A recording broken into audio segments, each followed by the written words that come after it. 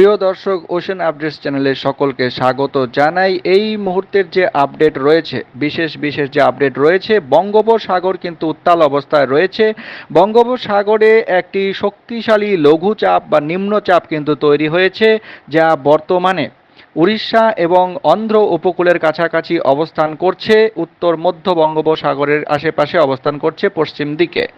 তো এই মুহূর্তে যা দেখা যাচ্ছে, এর আশেপাশের এলাকায় প্রবল ঝোড়ো হাওয়া, মোটামুটি 70 থেকে 80 কিলোমিটার দমকা হাওয়া বয়ে যাচ্ছে। কোনো কোনো জায়গায় 50 কিলোমিটার প্রতি ঘন্টা বেগে এই দমকা হাওয়া বয়ে যাচ্ছে, এবং এটি আগামী 24 ঘন্টার মধ্যে স্থলভাগে আঘাত করবে উড়িষ্যা উপকূলের কাছাকাছি।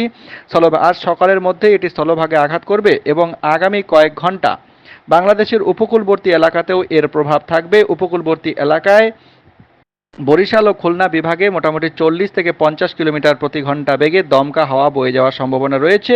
তবে সমুদ্র খুব একটা উত্তাল হবে না। বাংলাদেশের আশেপাশের উপকূলবর্তী এলাকায় সমুদ্র খুব একটা উত্তাল হওয়ার সম্ভাবনা নেই, তবে গভীর সমুদ্র কিন্তু উত্তাল অবস্থায় থাকবে। তাই গভীর সমুদ্রে মাছ ধরতে যাওয়া কিন্তু নিষেধাজ্ঞা থাকছে। এবং এই যে ঘূর্ণাবর্তটির কেন্দ্রস্থল, আগামী 24 ঘন্টার মধ্যে, আজ সকাল থেকে আগামীকাল সকালের মধ্যে এটি স্থলভাগে সম্পূর্ণভাবে আঘাত করবে, স্থলভাগে সম্পূর্ণভাবে মিলিয়ে যাবে, এবং তার প্রভাব আগামী 96 ঘন্টা অর্থাৎ আগামী 4 দিন পর্যন্ত এর প্রভাব উড়িষ্যা ও অন্ধ্র উপকূলে থাকবে এবং বঙ্গোপসাগরেও থাকবে।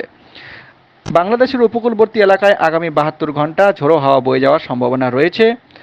আরও একটি যে বিশেষ আপডেট থাকছে, এই মুহূর্তে মোটামুটি পাকিস্তানের আশেপাশে, করাচি উপকূলের আশেপাশে কিন্তু একটি ঘূর্ণিঝড় তৈরি হয়েছে। ঘূর্ণিঝড়টি এখনও পর্যন্ত নামকরণ করা হয়নি, তবে এই ঘূর্ণিঝড়টি যা প্রবল শক্তি অর্জন করেছে, এবং এটি একটি অদ্ভুত ঘূর্ণিঝড়, কারণ স্থলভাগে যে মৌসুমী নিম্নচাপ তৈরি হয়েছে সেই কারণে এই ঘূর্ণিঝড় তৈরি হয়েছে। স্থলভাগে যে নিম্নচাপ তৈরি হয়েছিল সেই কারণে এই যে ঘূর্ণিঝড় তৈরি হয়েছে তার নামকরণ করা হয়ে গেছে।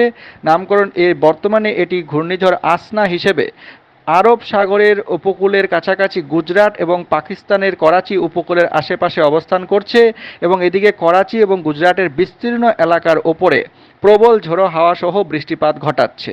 এবং এটি আগামী 24 ঘন্টার মধ্যে যা দেখা যাচ্ছে, এর প্রভাব মোটামুটি কমে যাবে।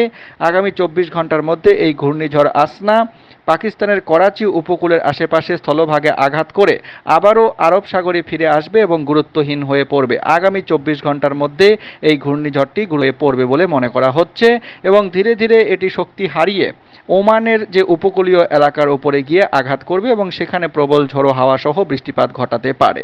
তো দর্শক, এই ছিল সামুদ্রিক আবহাওয়ার পূর্বাভাস। চ্যানেলের সঙ্গে থাকুন, অবশ্যই সাবস্ক্রাইব করে রেখে দিন চ্যানেলটিকে প্রতিদিনের নিয়মিত এরকম আপডেট পাওয়ার জন্য। অনেক ধন্যবাদ।